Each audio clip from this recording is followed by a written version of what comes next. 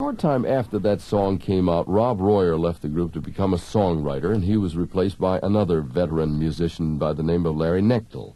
Now, after the substitution, the band kept going without any loss in quality. Their specialty continued to be a soft acoustic sound, and it was very popular because it came at a time when the harder rock of the 60s had just about sort of run its course. Let me let David Gates explain. I had just had it with that kind of music because I thought there's got to be an alternative. Doesn't anybody play acoustic guitar anymore? Mm-hmm. There were 2 or 3 records that came out that summer. Make It With You came out in the summer of 1970, and Close to You, the Carpenters, and so all of a sudden, soft or ballads or whatever you want to call them started to happen again. And Crosby, Stills, Nash came along with their acoustic music and happened big. So I think that everybody was just tired of that stuff, and they needed an alternative.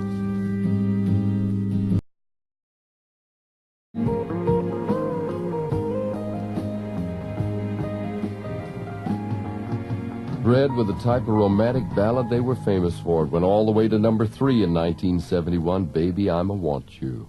Now, the group was also known as a songwriters band, and I'll tell you a little bit about that later on in the hour. This is Dick Clark, and you're listening to the best music one more time.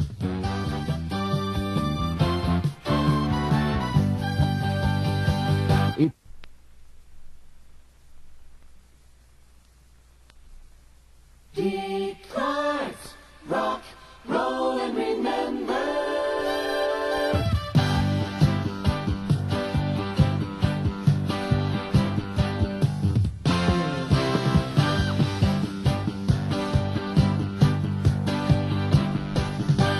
Dick Clark here to pick up our special artist profile of Bread. Now, earlier in the show, I mentioned that David Gates was the one who wrote almost all of the band's material. Now, he had a lot of experience at it even before he started performing in Bread. Remember a song maybe by the Mermaids. It was, oh golly, it must have been about 1964, called Popsicles and Icicles. Well, he wrote that. He also wrote the 1965 Glenn Yarborough hit, Baby the Rain Must Fall. Now, both of those songs, like all of David Gates's material, were known for their lyrical content, and consequently, later on, Bread became known as a songwriters band. I was talking with David about this, and I asked him which was more important, the song itself or how it was being sung. The horse don't care who rides it. You know, I mean, if the song is good, you got to have the song first. Yeah. And let's say any number of people might be able to take a song and sing it and do a good job on it, but boy, if you don't have that song, just talk to people in the business who don't write and see how desperate they are to try to locate good material from writers. That's where the whole thing starts and emanates from. Yeah. You've got to have the song.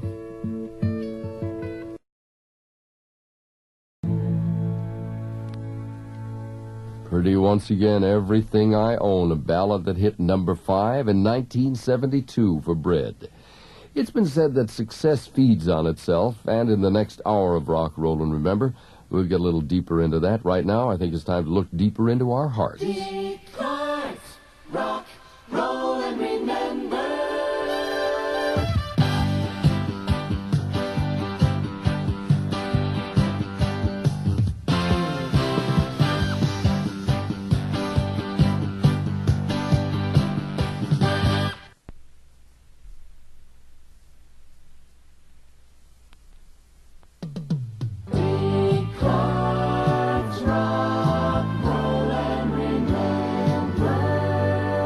This is Dick Clark with more of our special artist profile of Bread. You know, during the early part of the 1970s, the group was all over the charts, and that gave the fellas the obvious byproducts of success, but it had another residual effect. I'll get into that right after this. Listen to this 1972 hit from Bread, Diary. Oh, yes, indeed, Bread with a big one from 1972, Diary. Now, back to what I was saying a couple of minutes ago about the residual effect of the group's chart success. Well, the financial side of it was a nice bonus, but maybe the best thing about it was that after their first record, Make It With You, they had a string of hits that was unbroken for 3 years. No flops, no misses. Success seemed to feed off itself for the group, and I guess David Gates explained it best this way. It helps your confidence probably more than anything else because, you know, if you write 100 songs and none of them are a hit, you might get really frustrated. And if you finally get a hit out of the bunch, then you say, okay, well, you know, I'm doing something right. And it gives you a lot of energy to continue for, you know, 2-3 years or something. It carries you on. And I'd say it's a confidence builder more than anything else.